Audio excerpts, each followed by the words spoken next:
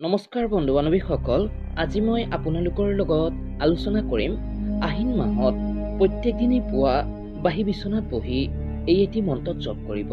জীৱনত ঘটিব আপোনাৰ চমৎকাৰ। গতিকে ইয়াৰ বিষয়ে যদি সবিশেষ জানিব বিচাৰে তেন্তে আহক প্ৰথমে ভিডিঅ'টি আৰম্ভ কৰি লওঁ।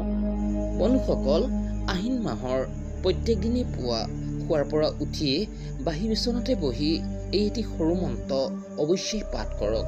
জীৱনত সুখ শান্তি আৰু সমৃদ্ধি বহুগুণ বৃদ্ধি পাব।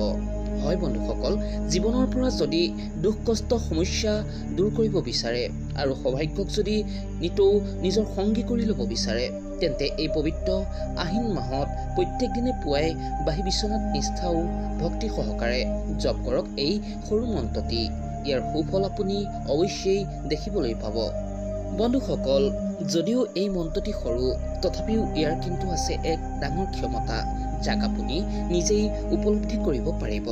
এই মন্ত্ৰটিৰ অলৌকিক গুণাগুণ কিমান আৰু এই বিশেষ মন্ত্ৰটি ইমানেই শক্তিশালী যে এই মন্ত্ৰটি জপ কৰিলেই সমস্ত বাধা বিপত্তি দূৰ হৈ উঠে। আৰু এই বিশেষ মন্ত্ৰটি ইমানেই শক্তিশালী যে এই মন্ত্ৰটি জপ কৰিলেই সমস্ত বাধা বিপত্তি দূৰ হয়। বন্ধুসকল, আমি সকলোৱে জানো যে এই মাহটি হ'ল মা দুৰ্গাৰ মাহ আৰু মা দুৰ্গা হৈছে সৰ্বশক্তিময়ী।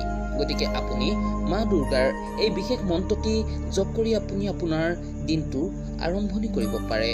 ইয়াৰ দ্বাৰা আপোনাৰ চৌপাশে পজিটিভ শক্তিৰ মাত্ৰা বহুগুণে বাঢ়ি যাব আৰু এই মন্ত্ৰটিৰ দ্বাৰা আপোনাৰ মাজত থকা সমস্ত নিগেটিভিটি দূৰ হ'ব আৰু সকলো ক্ষেত্ৰতেই আপুনি সফলতা দেখিবলৈ পাব। গতিকে জানো আহক ইয়াৰ সম্বন্ধে। বন্ধুসকল, এই আহিন মাহত চেষ্টা কৰিব প্ৰত্যেক দিনেই ৰাতিপুৱা খুব সোনকালে উঠাৰ বাবে আৰু পুৱা স্নান আদি কৰি অৱশ্যেই পূজা পাঠ কৰিবলৈ চেষ্টা কৰিব।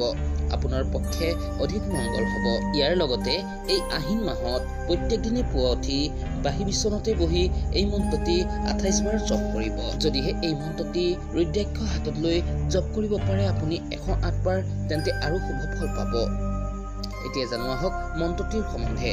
বন্ধুসকল, সেই মন্ত্ৰটি হৈছে ওম হিং দুৰ্গে দুৰ্গে ৰক্ষিণী ৰক্ষিণী স্বাহা। বন্ধুসকল, আকৌ এবাৰ কৈছো, ওম হিং দুৰ্গে দুৰ্গে ৰক্ষিণী ৰক্ষিণী স্বাহা। এই মন্ত্ৰটি আপোনালোকে যদি সম্পূৰ্ণ ভক্তি আৰু নিষ্ঠাৰ সহিত এই আহিন মাহৰ পুৱা উঠি খুব সোনকালে বাহি বিচনাতে এইদৰে 108 বাৰ ৰুদ্ৰাক্ষ হ'লে আৰু ৰুদ্ৰাক্ষ নাথাকিলে আপুনি 28 বাৰ জপ কৰিব পাৰে, তেন্তে আপোনাৰ জীৱনৰ পৰা সকলো দুখ কষ্ট বাধা দূৰ হ'ব আৰু মা দুৰ্গাৰ কৃপা আপোনাৰ ওপৰত সৰ্বদাই থাকিব আৰু লগতে আপোনাৰ সকলো মনৰ কামনা পূৰ্ণ হ'ব। যদিহে ভিডিঅ'টি আপোনালোকৰ ভাল লাগিলে আৰু দুৰ্গা মাৰ কৃপা যদি আপোনালোকৰ ওপৰত সৰ্বদাই থকাটো বিচাৰে তেন্তে তলত কমেণ্টত শুদ্ধ মানে লিখক, জয় মা দুৰ্গা।